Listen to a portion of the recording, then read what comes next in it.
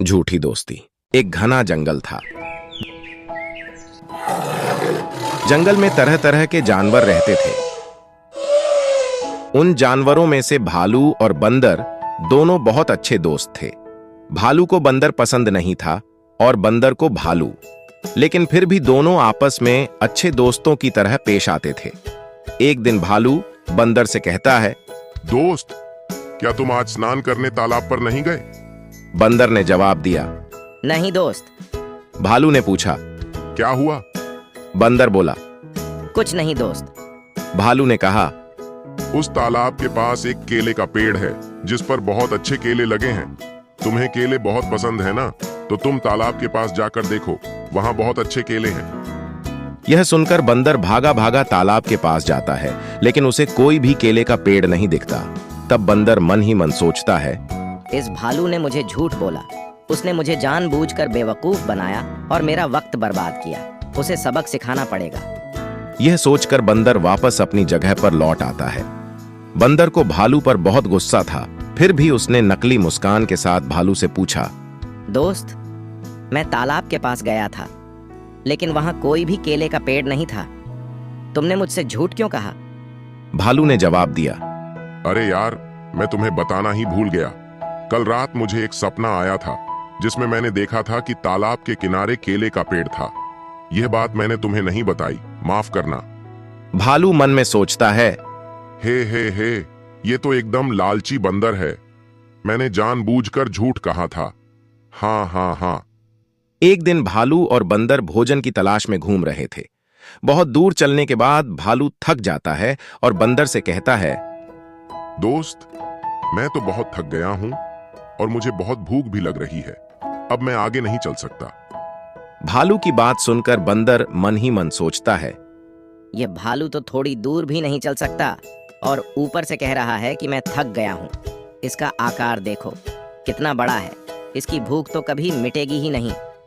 इतने में भालू बंदर को देखते हुए कहता है, क्या हुआ दोस्त, क्या सोच रहे हो? बंदर ने कहा, कुछ भी नहीं। फिर बंदर और भालू पेड़ के नीचे सो जाते हैं।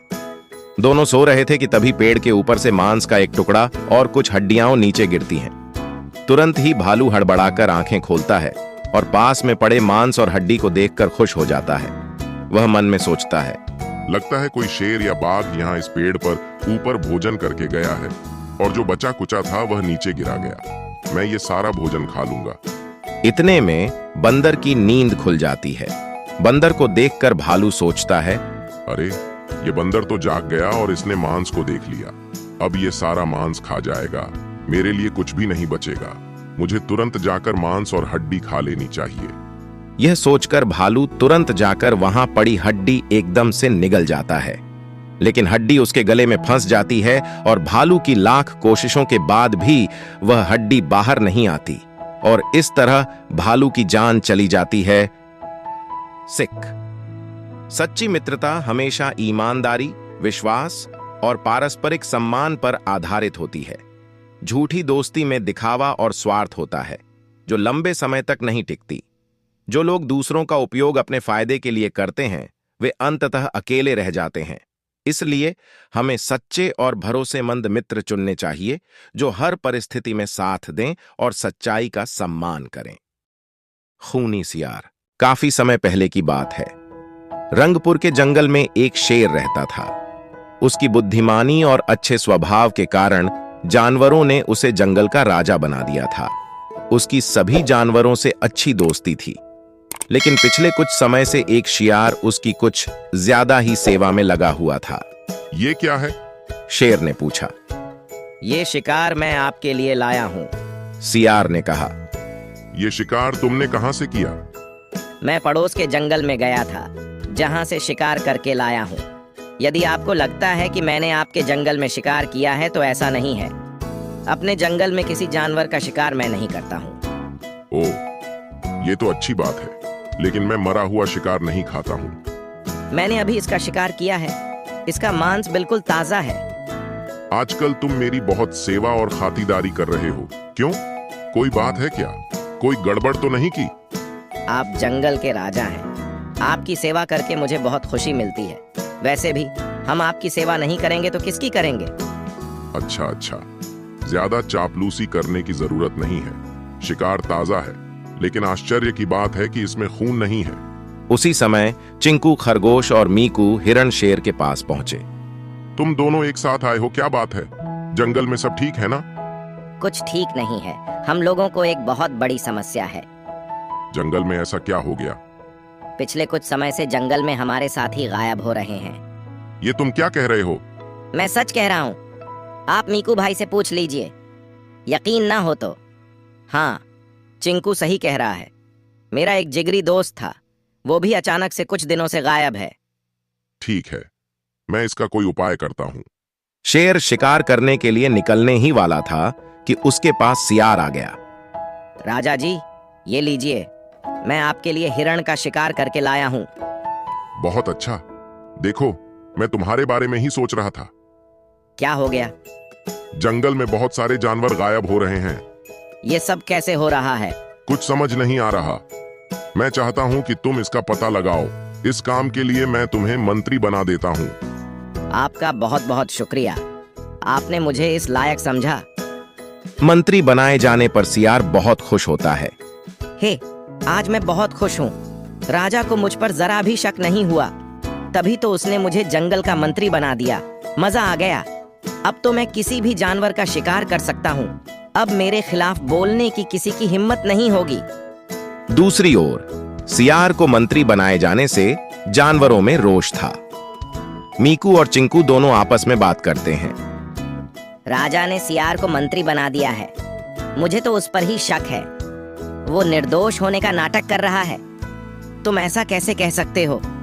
मैंने कई बार रात के समय उसके चेहरे पर खून का निशान देखा है और वो बहुत खतरनाक ढंग से मुझे देख रहा था। ओह, ऐसी बात है? हाँ, लेकिन मैंने डर से कुछ नहीं बोला। चिंकू आज फिर से परेशान है क्योंकि उसका एक और दोस्त गायब हो गया है। चिंकू अपने दोस्त मीकू से बात करता है। अब हमें ही कुछ करना पड़ेगा। क्या हुआ चिंकू? मेरा एक और दोस्त गायब हो गया है। पता नहीं कौन है जो जंगल से एक एक करके सभी जानवरों को गायब कर रहा है। जानवर एक बार फिर से राजा से शिकायत करते हैं, जिससे राजा भी चिंतित हो जाते हैं। अब हमें खुद इसका पता लगाना पड़ेगा। शेर को सियार पर शक हो जाता है। वो छिपकर उस सियार का पीछा करता है। तभी वो देखता है कि सियार एक हिरण का शिकार करता है और उसका खून चूसने लगता है। ये देखकर शेर बहुत ही डर जाता है। ये सियार नहीं है, सियार के भेष में कोई और है। मुझे इसके बारे में पता लगाना होगा। शेर अपने दोस्त बंदर से सियार के बारे में बात करता है। बंदर भाई, मैं तुमसे कुछ बात करने आया हूँ। अरे भाई, मुझे बुला लेते, मैं तो आपका छोटा भाई हूँ। नहीं नहीं, कोई जरूरी बात करनी है। क्या हो गया? शेर बंदर को सियार के बारे में थोड़ी कहानी बताता है। फिर तो ये कोई भूत है जो सियार के शरीर में प्रवेश कर गया है। ओह, तो अब क्या करें? मेरे पास एक उपाय है। उसे बहला फुसला कर एक गहरी खाई में गिरा देते हैं, जिससे वो कभी वापस हमारे जंगल में नहीं आ पाएगा। ये सही आइडिया है। बंदर सियार को बहला फुसलाकर एक खाई के किनारे ले जाता है और उसे पीछे से धक्का दे देता है। बचाओ बचाओ, मर गया रे मर गया। बड़ी मुसीबत से पीछा छूट गया। जब बंदर वापस लौटने लगता है तो खाई से भूत के हंसने की आवाज आती है। तुम क्या सोचते हो, मैं मर गया? नहीं, यदि तुम ये सोचते हो कि तुमने मुझे मार दिया तो ऐसा नहीं है। मैं मर नहीं सकता हूँ। हा हा हा।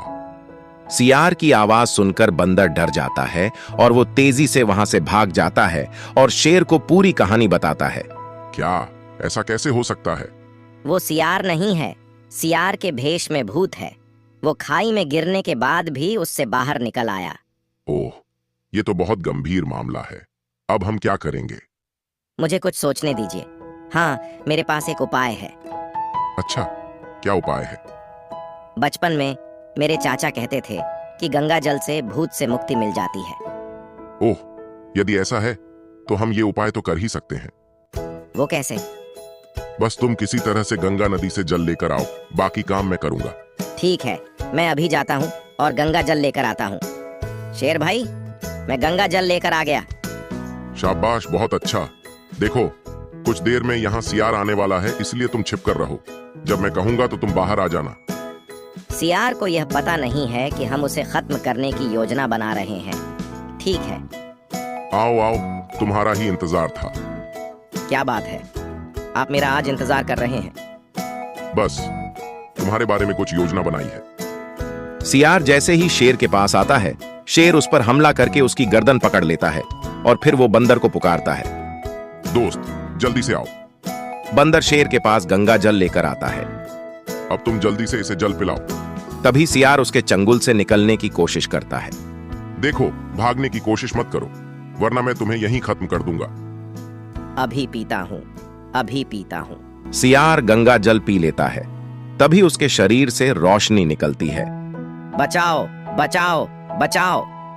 और इस तरह भूत की आत्मा को मुक्ति मिल जाती है और जंगल में फिर से सभी जानवर खुशी खुशी रहने लगते हैं। सीख, मुसीबत के समय में कभी भी घबराना नहीं चाहिए, बल्कि बुद्धि से काम लेना चाहिए।